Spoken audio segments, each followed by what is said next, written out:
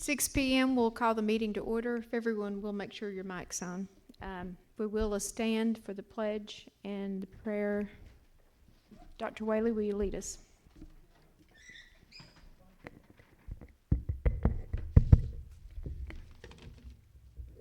Father, we just thank you for this wonderful community. We thank you for this wonderful county and this state. We ask you to bring grace and mercy to us at this meeting. Father, just forgive us of our failings if we have any. Endow us with wisdom, forbearance to do city business. Bless the activities that we have. Bless the members of the council and bless this city. In Jesus' name, amen. I pledge allegiance to the flag of the United States of America, to the republic for which it stands, one nation, under God, indivisible, with liberty and justice for all. Okay, the first item is approval of minutes from previous meetings. Do I have a motion to approve the April 16th, 2024 meetings? So moved. Do I have a second? A second. Okay. All in favor, raise your hand and say aye. Aye. Okay. The May 21st, 2024 minutes. Do I have a motion? I'll make a motion to approve the May 21st council meeting minutes. Okay, is there a second? Okay. All in favor, raise your hand and say aye. Aye.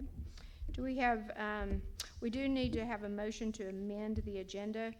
We received the rewards for paving, and it was sent out to us last Friday after the agenda had gone out.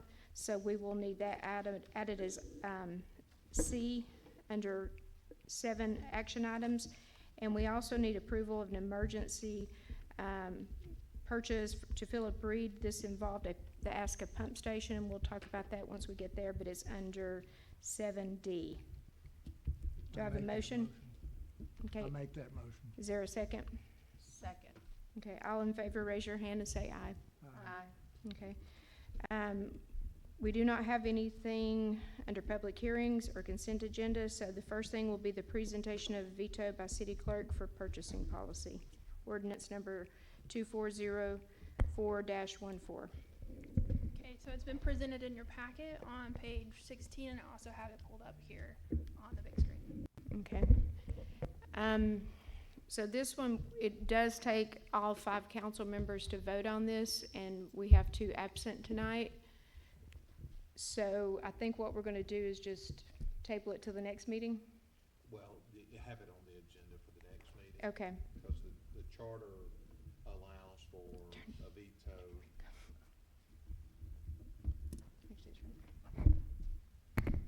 To be overridden either at the meeting where the veto is presented or at the next regular meeting. Okay. And it does require a vote of all 5? It does. Okay. Can I ask the city attorney, is it acceptable for me to give the city clerk 3 documents that she could distribute to the entire council, mayor, and city attorney between now and the time that vote comes up? Sure. Okay. Dr. Whaley, speak into your mic, please. Okay. The first I obtained from GMA. Everybody knows that most of our things in our charter and everywhere else come from models that we then modify for. We modify for our own city. The model of purchasing authority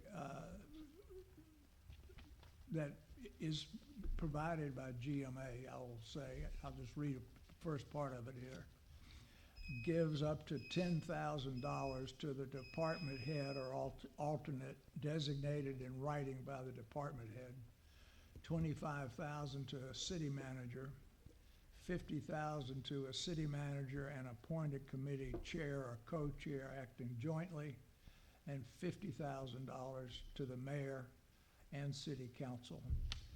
Excuse me, that was the Jasper. That's the Jasper one. I also have the one from Blairsville, which is $5,000 to the mayor, and then the model, which I was just quoted from. So those 3 documents I'd like to give to the city clerk, let her produce them, and then distribute them so people can study them before they vote on the veto that sets the limits substantially different. And none of those actually give purchasing power to city council members individually. Thank you. Okay, the next item is the 2023 final budget amendment, and James, our finance director, sent this to the council earlier. Hopefully you've had a chance to review it, but this should be our final before audit. Okay, is there a motion to amend?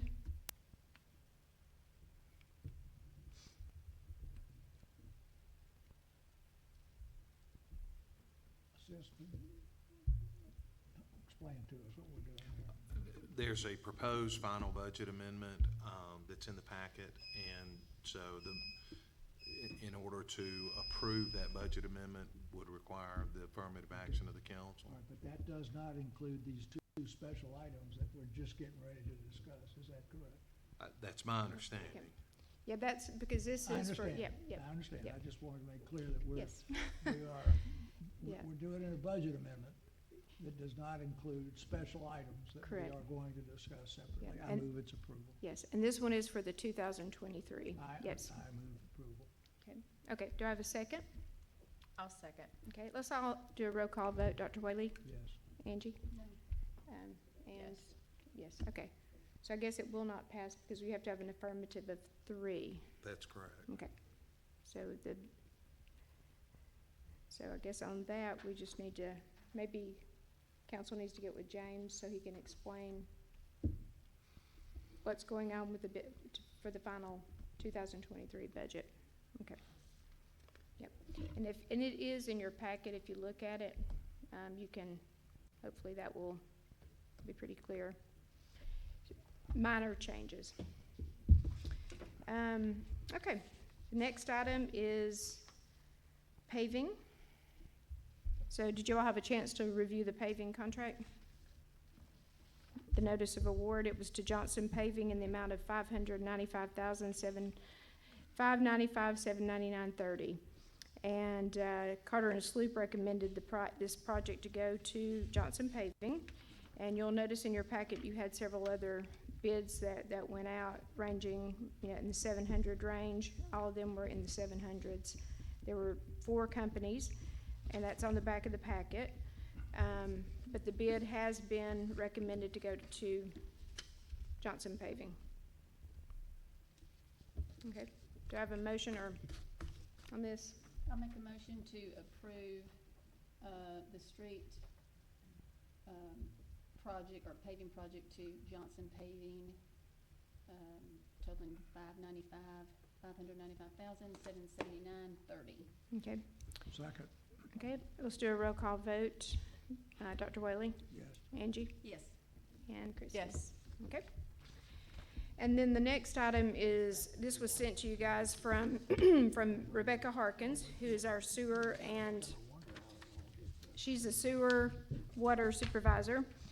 And this involves the Aska sewer pump station, and this was an emergency repair, so it has been done already. So we just need to go back and make sure that we can pay, the company who did it. She did send out an email. I don't think she got a lot of response, but, she did say she spoke to individual council members in City Hall about it. So we just need to approve this, and the amount is $63,700. And it would be to Philip Reed and Sons. So the repairs have already been done. Do I have a motion? Move approval. Okay, is there a second? Second. Okay, roll call vote. Dr. Whaley? Yes. Angie? Yes. And Christie. Okay. My screen's gone out. Okay, hold on, let me get back to my screen here.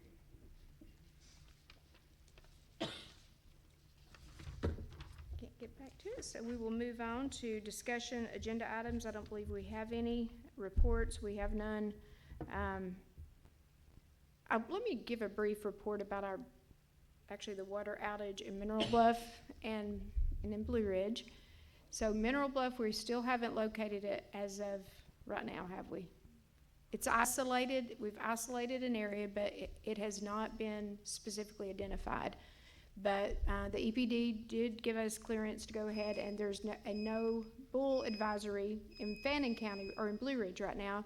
But still, for the Mineral Bluff water customers, you still do need to bull for Mineral Bluff only, okay? But we hope to isolate, we've got it isolated, we hope to locate it. We think it's actually on the road. So we do have it in general area. But unfortunately, it may be an expensive task to repair, and maybe timely. Do we have any other ideas when hopefully those customers will have water? No, not as of right now. Okay, The crews are still out there, so they're got it, a very isolated area. The water bull would be just for the people in Middle Bluff that did lose water. yeah, that lost water, correct. Yeah, thank you for clarifying that. So, And I've actually had several calls from Anita Weaver today, just offering to help, and said that Stanco was out helping him, and that she was trying to get some help to get the street, Highway 60, and I think that she somewhat helped with that stuff, so. that's good. Thanks to them, yeah.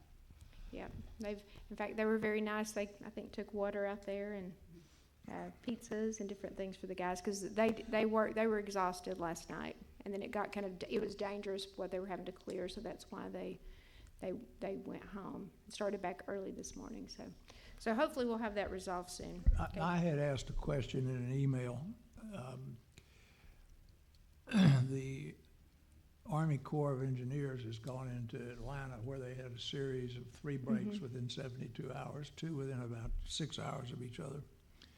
And I asked the question, is there any way we can hypothesize that these 2 breaks are linked, that the first break changed the pressure in the second line or anything else? And does anybody know? Okay. And the people that have looked at this from an engineering perspective that are not ours, I mean, we had anybody from Army Corps of Engineers who went to Atlanta or anything? Has Carter and Swope done anything? Okay. I think they've been involved, haven't they? But not, yeah. They've actually not come out here yet. Once they actually find the location and say, I think that's whenever Becky will reach out and have more people to look at and assess the situation. Yeah, and we don't think it was a water surge because the plant wasn't operating at the time. So we don't feel like it was that. We've often actually wondered if it was maybe, the earth plates moving. Who knows? I mean, I don't know if we need to check and see if there was any sort of activity with that, because they happen within an hour of each other. And it's just kind of strange that happened. So. I read on the internet that there was a small earthquake in Georgia. Okay, that's what they were talking about. Yeah. I mean, and that might be something we need to look more heavily into, because it really could have caused the change.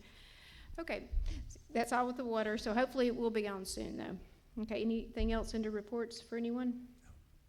Anybody? Okay. Public comments, Justin OMB. And you'll have 3 minutes, Justin.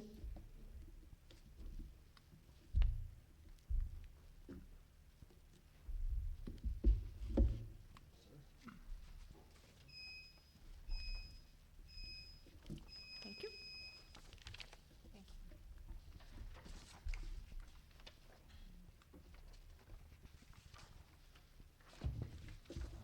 You say when?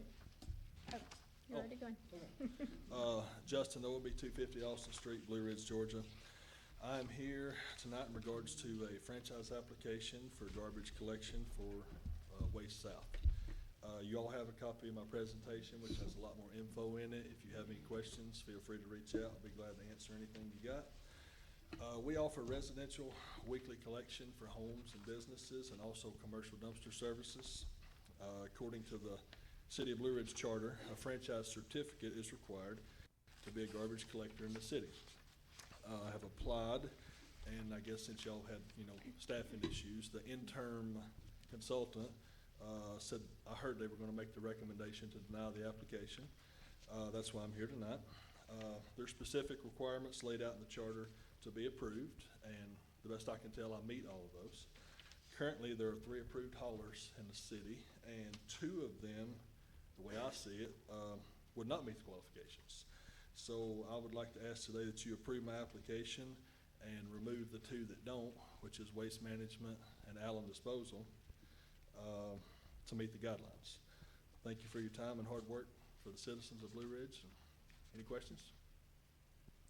Thank you, Justin. All right, thank you. Is there anyone else who would like to speak? You have 3 minutes.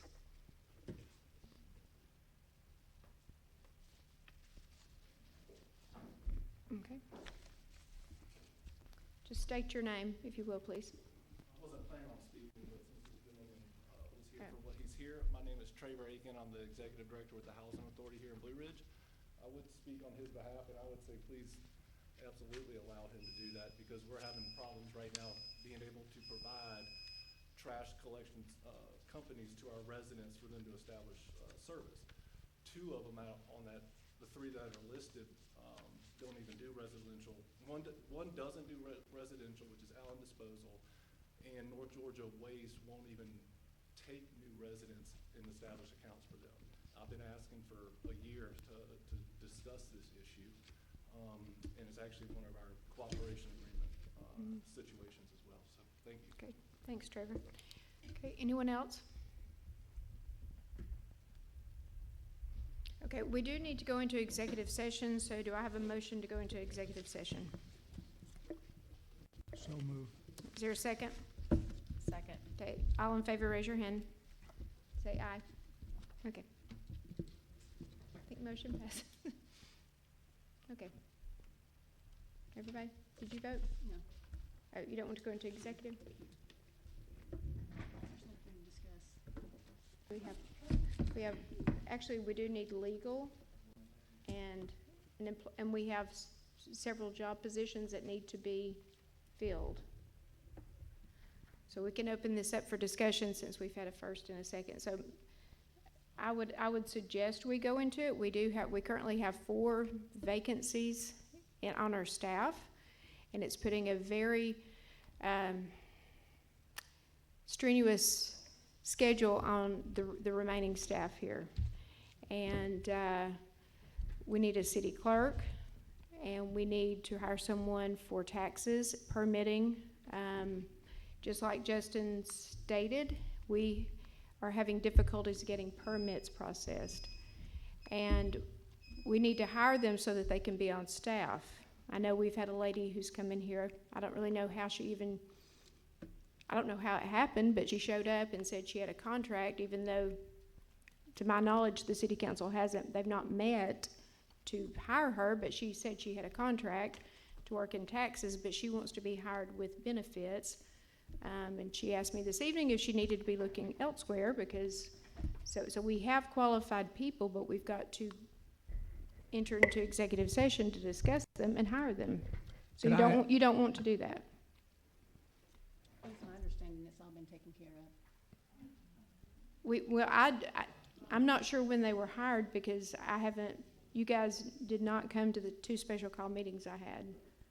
So how has it been taken care of? I'm very confused. She's under contract. So who put her under contract? I don't remember the council voting. Did you vote on that, Dr. Whaley? Did you No. vote on that? Did you vote on it in a meeting? According to the policy, you can go into contract if it's under $5,000. Council members? Amy can. So who made the decision to choose this person? I didn't.